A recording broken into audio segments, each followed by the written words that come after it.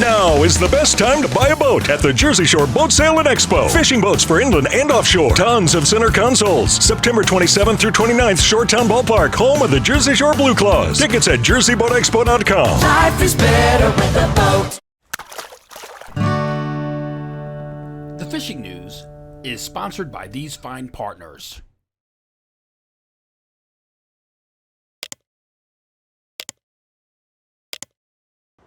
It's Thursday, September 26th, 2024, and our final countdown to Fluke is over.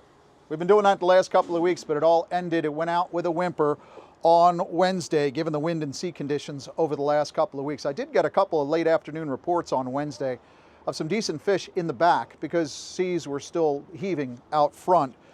But if your freezer is as bare as mine, and it's empty, man, don't fret, because we've got black sea bass. It returns to New Jersey anglers' opportunities come next week, Tuesday, October 1st, and hopefully our regional weather forecast, our conditions to start the week will be a little more conducive to getting offshore to those wrecks, reefs, and snags. I'm Jim Hutchinson with the New Jersey, Delaware Bay edition of the Fisherman magazine. I'm here in Lakewood today, Thursday, because this is the setup for the Jersey Shore Boat Sale and Expo, which is billed as the most affordable and convenient boat show around.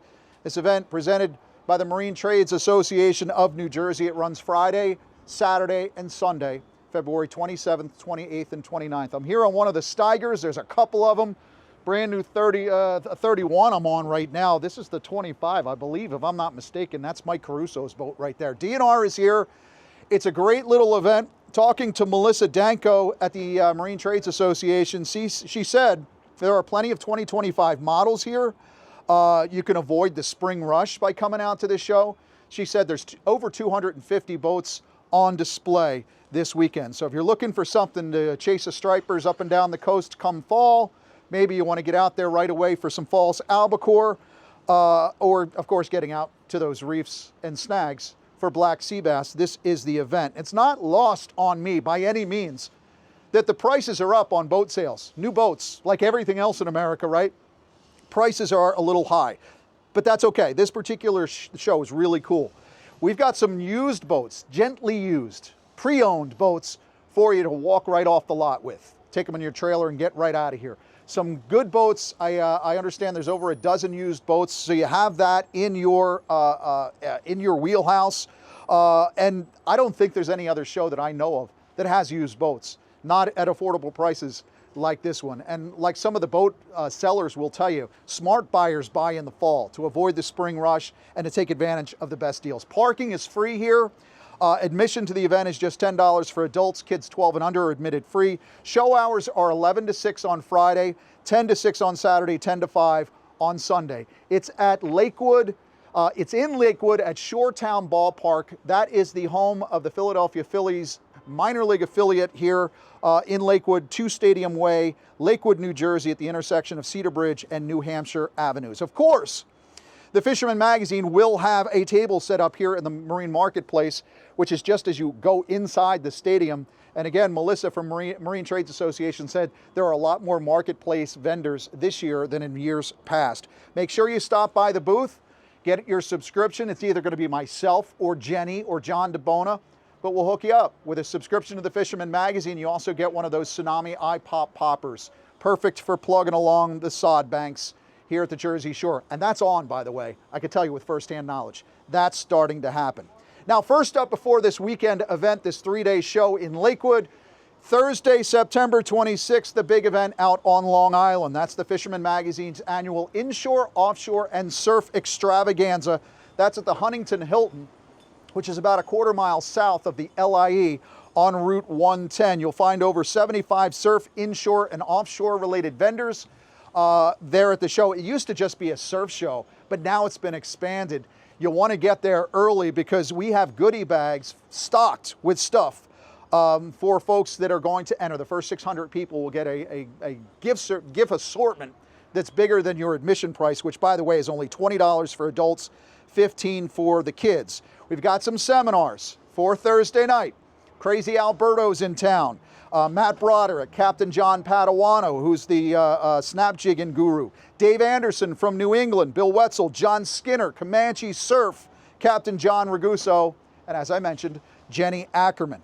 The October edition of the Fisherman magazine, if you want a complimentary copy, you can get the Long Island edition by stopping into the show tonight. But if you want a complimentary copy of the October edition of the Fisherman New Jersey, Delaware Bay edition, come on out and see us here in Lakewood. Indeed, it must be Rocktoberfest. We're only a few days away, really, from October. It seemed appropriate to have rock and rollers on the cover. Captain Mickey Melchiondo, a.k.a. Dean Ween, alongside of bass player Les Claypool. Bass? Well, it's the way it's spelled. Yeah, I guess he's a bass player holding a bass. A striped one that he caught last October with Captain Ricky Donofrio aboard the Jamie B. A lot of great features in this latest edition. Indeed, this edition rocks. I'll tell you more in a few minutes. But I will mention that Jenni has a neat little article about first alarm stripers in that October edition. And based on the heavy onshore presence, the onshore wind and the inshore mullet, the onshore winds have been scattering those mullet all along the beaches. They're getting caught up in pockets. It's just like that event back in 1982 that we talked about last week. But with all that mullet around and these tumultuous conditions in the surf, it could only be a matter of days. So the question is, you got mullet?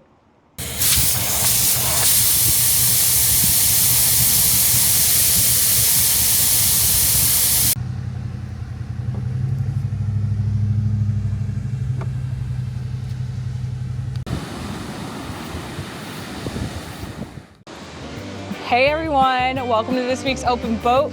Today we're out here and we're catching mullet.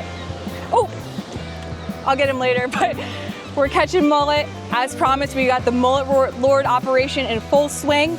And in the meantime, I got my rod here, I got my 9-foot ready and rigged up for bluefish because bluefish love the mullet run as much as I do.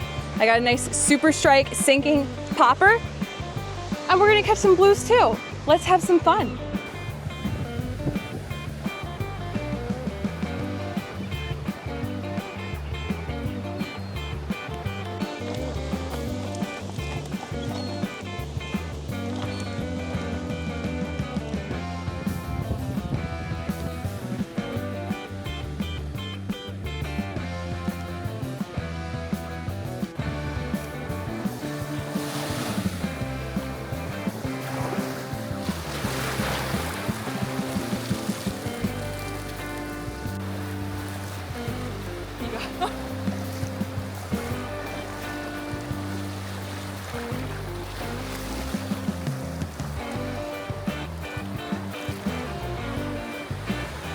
Oh yeah.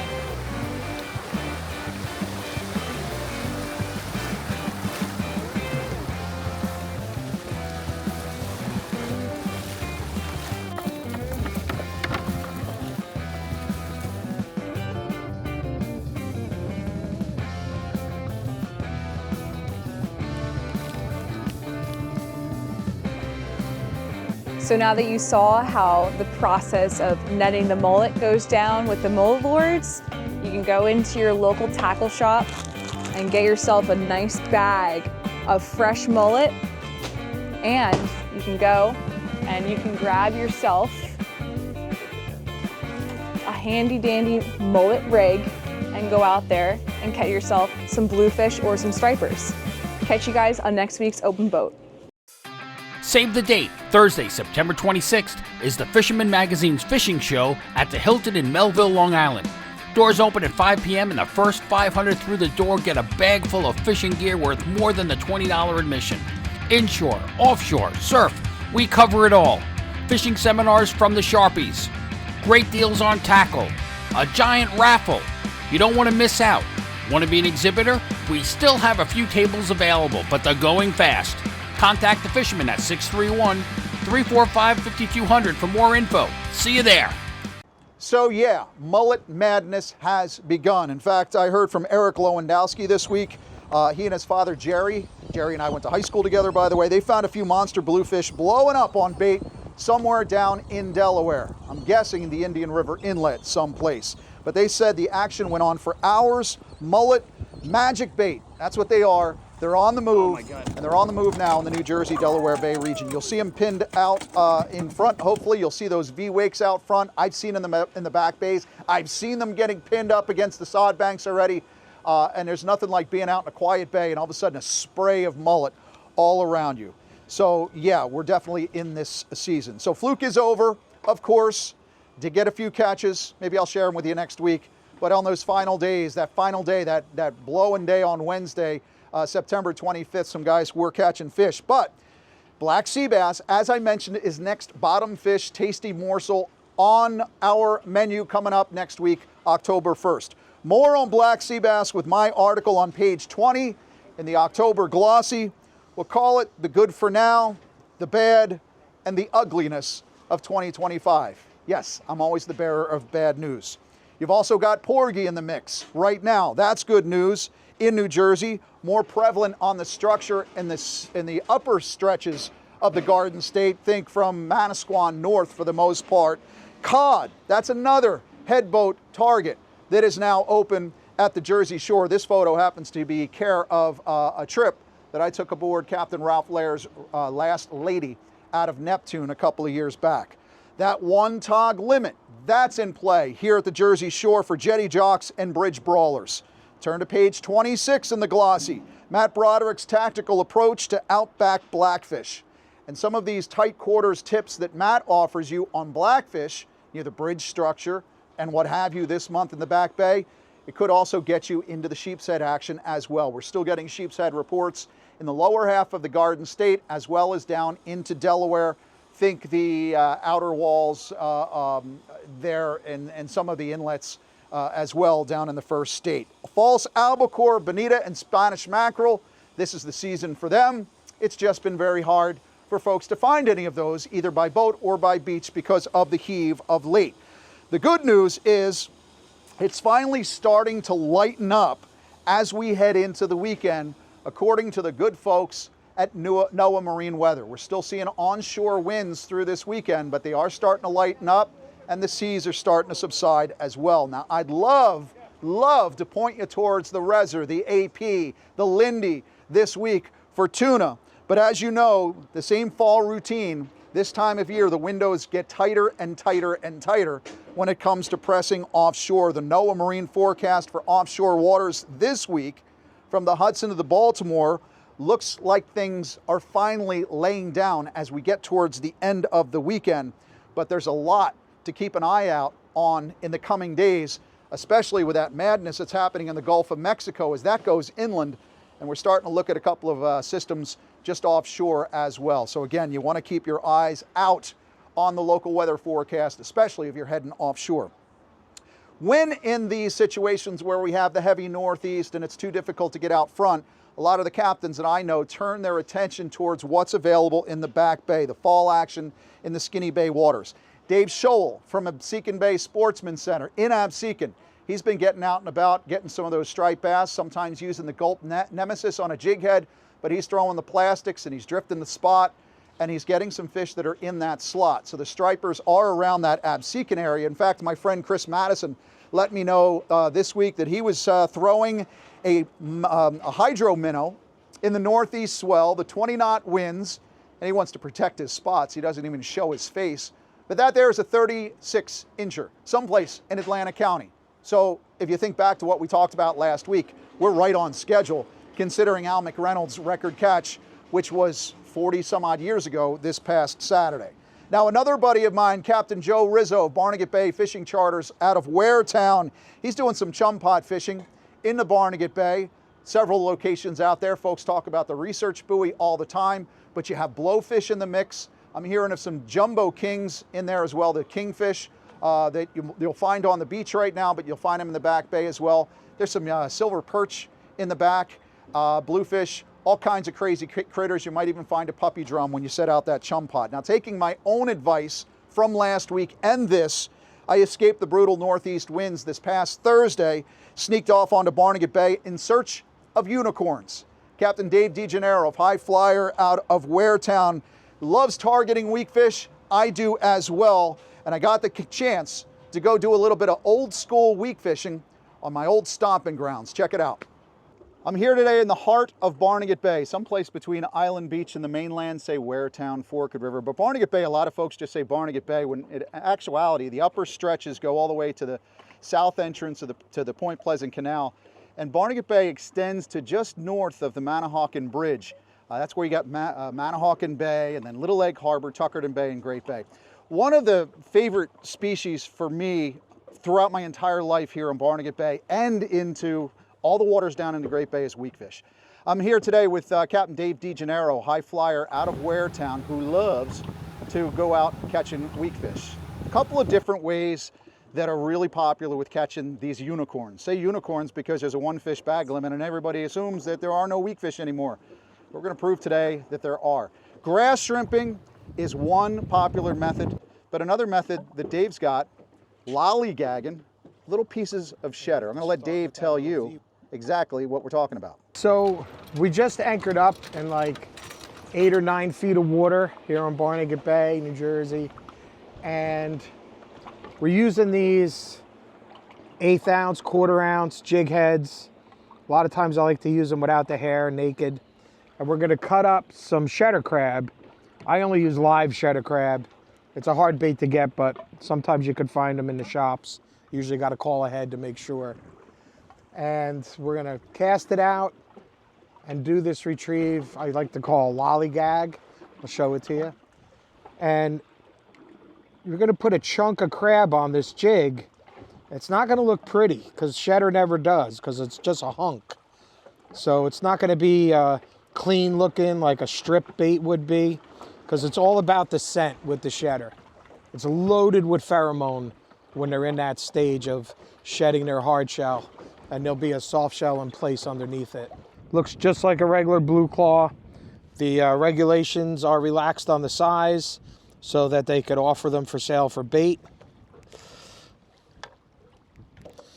I start with removing all the claws and the legs, because we're going to use the legs, you'll see in a little bit.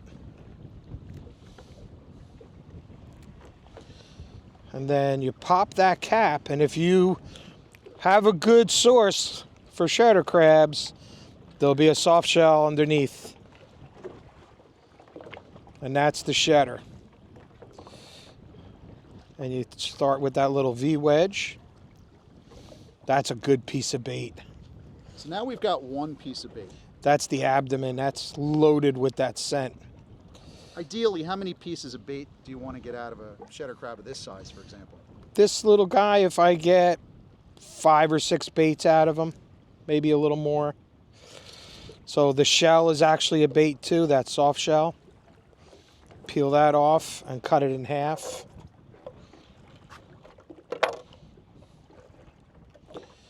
This is the chum. It's the only chum when you're using cheddar, is just the pieces that you're throwing. And this you kind of just crack like a soft-boiled egg now. Just use your thumbs to hear that shell crack a little bit. All right, I like to just get it rocking back and forth and then finish that outward rock with a flip, rather than a hard overhand cast that's just gonna rip the bait off.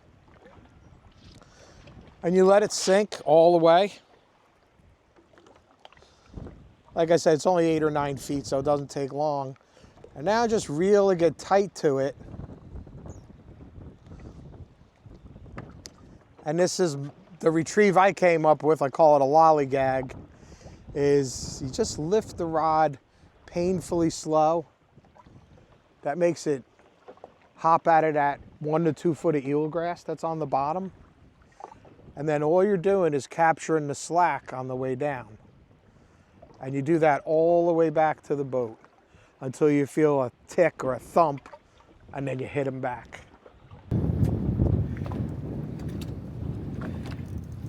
Jim Hutchinson's hooked up to our first decent fish here. Looks good. Looks good. I hope it's one of those big kingfish, or we got ourselves a weakie. It's a nice weakie. Look at that one. Beautiful. Should we net him? Yeah, we're gonna need to net this one. All right, let me get the net. Got him. Got him. You got your hand on the camera too, Dave. Oh, beautiful, Jim. That's fantastic. You're a born lollygagger. I am a lollygagger. Beautifully hooked too.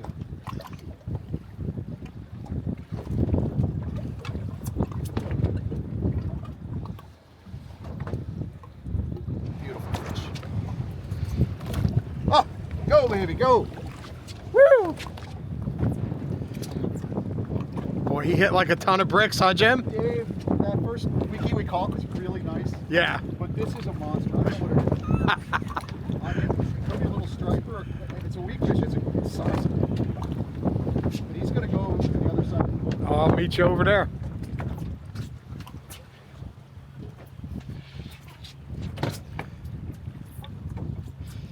He's dogging.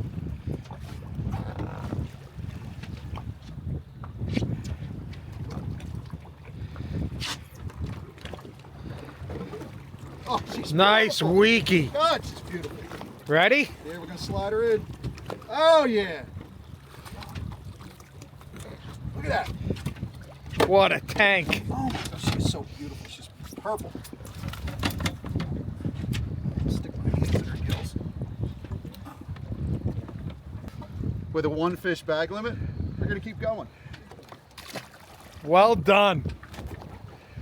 Love it. Now, I know the idea of leaving fish to find fish is never a good idea, but part one of today was doing the cheddar crab for weakfish. We ended up with a couple of weakfish.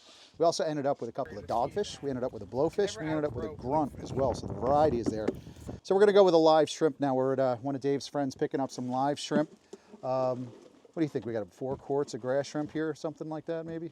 So I usually order 10 and he gives us more. Oh, cool. It's hard to tell in this big box, but he's transferring the live shrimp.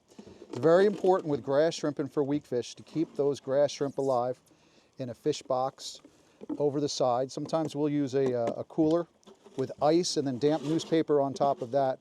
But I always tend to think that grass shrimping for weakfish is really kind of like a lost art. Very popular in Barnegat Bay, all the way down into Great Bay, but all the people I've talked to throughout New Jersey, even down into Delaware Bay, grass shrimping was not a tactic that folks used for catching weakfish. But we're going to do it behind Barnegat Light. We're going to see what happens.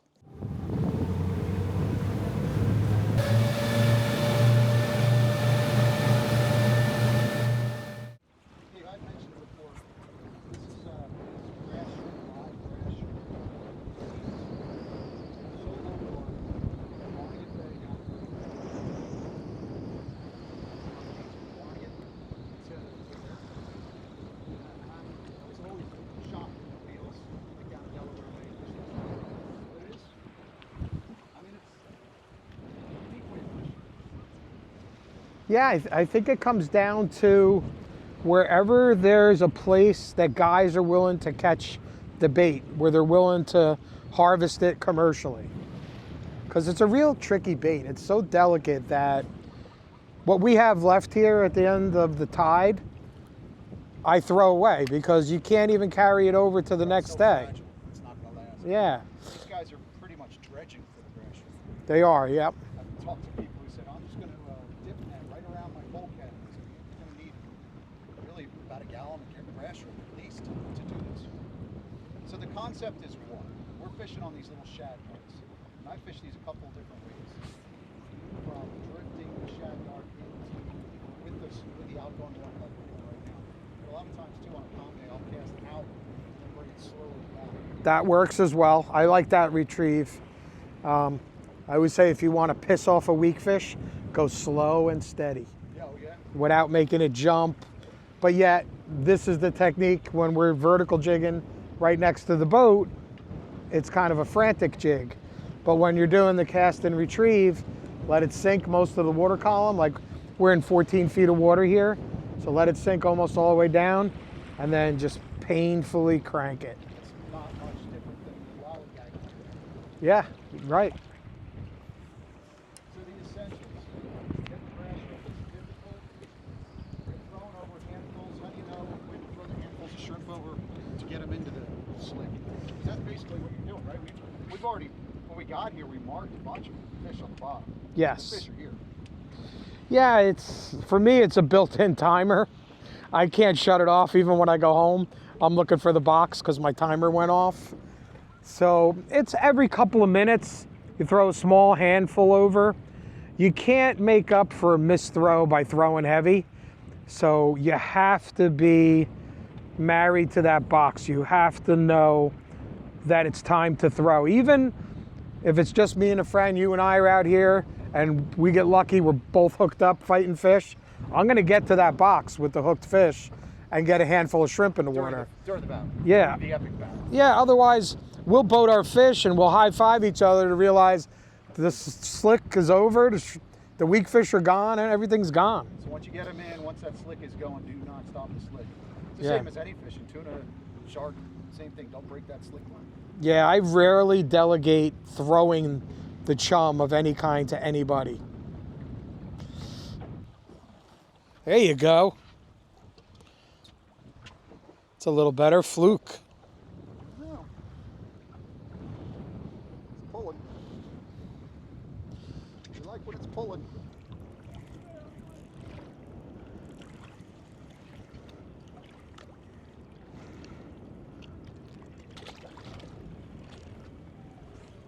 You are right. You got it? Yeah. Nice job. That's one little problem. These little guys swallowing our dart. You can get it out. Grunt, grunt. See, if we hadn't gotten those ones earlier on the crab, we'd be like, whoa, that's a nice one.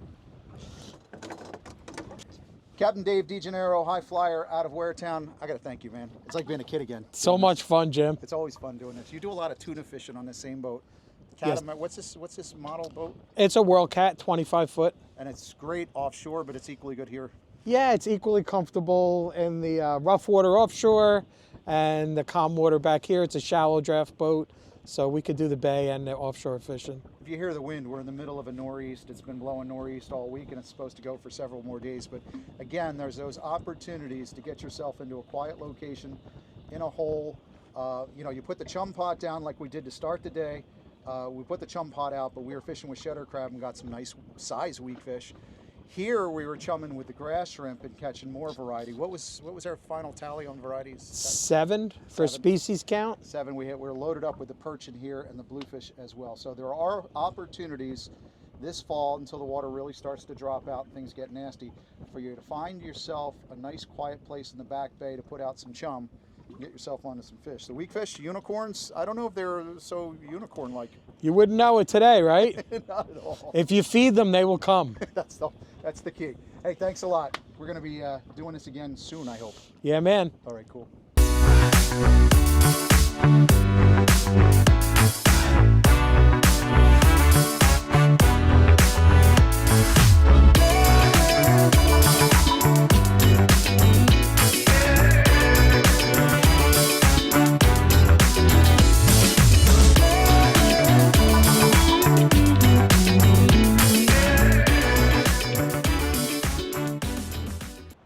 Weakfish, of course, is one of the qualifying entries in the Fisherman Magazine's Dreamboat Fishing Challenge.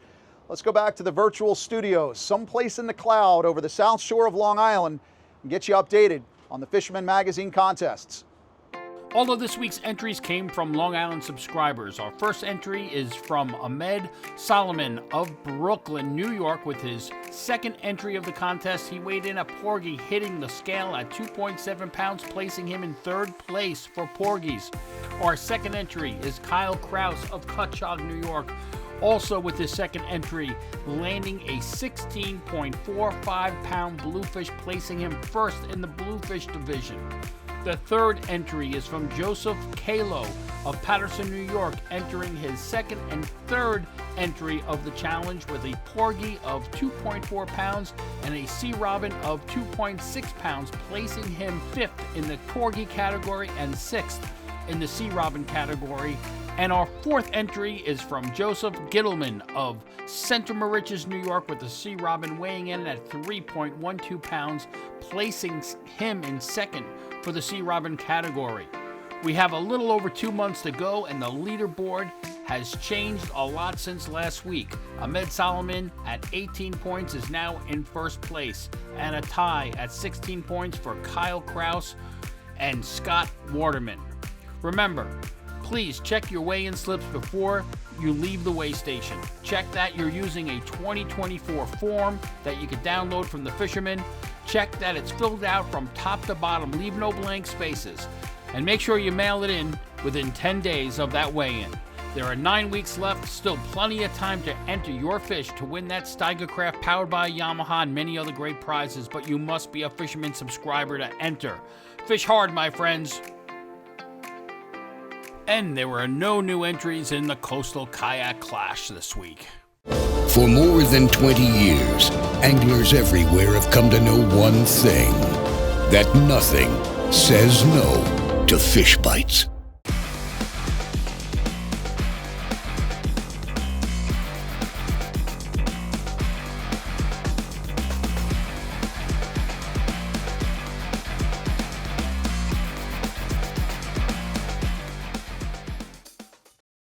Again, subscribe here in Lakewood this week. New or renewing subscription. You carry over, you get to participate in all the Fisherman Magazine contests, the Coastal Kayak Clash, the Dreamboat Fishing Challenge, plus you walk out of here with a Tsunami iPop popper. Now, let's take a quick look at what else you'll find in that October edition of the Fisherman Magazine. But I'll tell you what, first, why don't we head west into some somewhat breezy conditions out there as well in the Poconos with George Shower, your Pocono Outdoors Guy. Well, hey, thanks, Jim. You know, we're starting to see some color in the trees out here in the Poconos already. You know, that means we're coming up on the best fishing of the year into the fall season, and things are already starting to kick off. You know, the cooler weather, we had a little bit of drizzle this week, certainly bringing that water temperature down, hopefully getting it below 70 in some of these bigger lakes. Now, things are already starting to kick off, especially in the Delaware River. We had Tim Keebler check in this week. He was out getting some smallmouth with some swim baits, but he said he had to really downsize his gear, had to go with a 4-pound leader. Getting a little bit finicky here, these smallmouth are, but he's certainly getting us some great fish. Also, while he was out, he managed to get us a really nice striper. A couple of those big girls are still hanging around this time of year, so it's certainly worth getting out and getting on them. Now, down in Jersey, we had Paul Seward. You know, he usually works in the South Jersey area. He was up my way on the Susquehanna, managed to get himself into a couple really nice smallmouth as well. So the smallmouth bite on either of the rivers, guys, is certainly going to pay off for you. Also, we had Jen Wan check in from Jersey. Well, he's back out on it again, getting some crappie, this time again on the jerkbaits. So they're performing well again, and crappie on the jerkbaits. Got to be fantastic, guys, that topwater bite. Also, a couple local guides here. We had Steve Kolnick out with good friend Josh Taylor. Well, they were both getting into some walleye, jigging them up. They're still in the deeper, cooler water yet, but as things cool down, we're going to see that walleye pick up a little bit more and more. So some good fishing ahead, guys. Be sure you get out and get on them. It's only going to get better from here. Don't miss a day out on the water, but go get on them. From Pennsylvania, I'm George, your Pocono Outdoors Guy.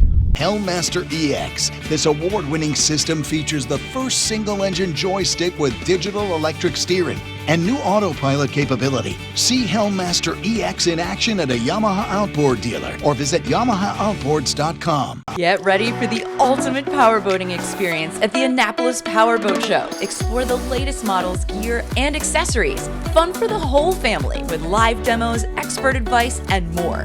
Your adventure starts here. So let's take a step back in time. We're going to go back into the Wayback Machine. Let's look at one of the best fishing logs you could possibly get access to, and that's the fishing reports from the Fisherman Magazine and thefisherman.com. We're going to go back and visit our reports from October 9th, 2022. Now, I remember very clearly doing my video fishing forecast on Thursday, October 6th at Fisherman's headquarters in Ship Bottom. I remember this clearly because I went away that weekend. And I remember talking about 2 weeks of heavy northeast winds. And then that Thursday, we're looking at these northwesterlies coming for that first weekend. And I was thinking, yeah, maybe it will be a great weekend to hit the surf. Now, I'm no rocket scientist. I'm just observing. And that's Saturday, October 8th, 2022, with winds at the backs of surfcasters, especially in the top half of the Garden State, from Island Beach all the way up to Sandy Hook. The first wave of buffalo came crashing in across the border and had those bunker pinned up against the beaches. Northwest winds, the bunker nosing up against the wind, it made them easy peasy pickings for those striped bass. So that weekly edition on October 10th, 2022, that had a redfish on the cover. It was taken on Captain Harvey Jenkinson's Vetcraft just a couple of weeks before, but the headlines told the story. Jumbo stripers hit the Jersey Shore. Bunker busting weekend on the beach. The 2022 run is underway. So, what I'm saying is, keep your eyes on the weather in the coming week and a half, because no doubt, as soon as those offshore winds replace these onshore winds that we've got, any number of things could happen. So in the October 2024 edition of the Fisherman magazine, we will help you gear up for when the buffalo come roaming. On page 16, First Alarm Stripers by Jenni Ackerman, who bucktailed her very first jumbo last season on October 10th, 2023. That is roughly 2 weeks from now. Then on page 28, Shell Karras, who did not miss that 2022 Buffalo run, he gives us a look at what's in his plug bag to start the fall run as of October. 5 essentials that you want to put in that plug bag. Then on page 24, an old friend, Bob Lick, he goes back in his photo archives with a look at the early beach buggies at the Jersey Shore and the 70th anniversary of both Island Beach State Park and the New Jersey Beach Buggy Association. Great story, take you back in time, old black and white photos. Fantastic. I thank you for sharing with me and the rest of our readers, Bobby Lick, who's someplace deep in the heart of Texas right now. Again, look for Mickey and Les on the cover. New Jersey, Delaware Bay, celebrate Rocktoberfest at the Jersey Shore. Come on out to Lakewood this Friday, Saturday, and Sunday. See me, see Jenni, see John DeBona. Pick up that Tsunami Popper for your plug bag. Make it one of your essentials for getting your new and renewing subscription to the Fisherman magazine. Finally this week, prayers to a good man put in a bad way by a reckless driver. My prayers are with you, Bob, and the rest of the surf and fishing community all across the coast as well. And to the folks on the Gulf Coast, Florida's Panhandle, and that west coast of Florida, what looks like Hurricane Helene now is screaming up there. My prayers are with you all down there too. Hopefully this thing dissipates, but God, be safe. It is that season. 'Tis the season. Wish it wasn't, but that's what we're contending with. So we will look at the weather again next week, and hopefully I have some northwest in the forecast when I see you again next week right here at thefisherman.com.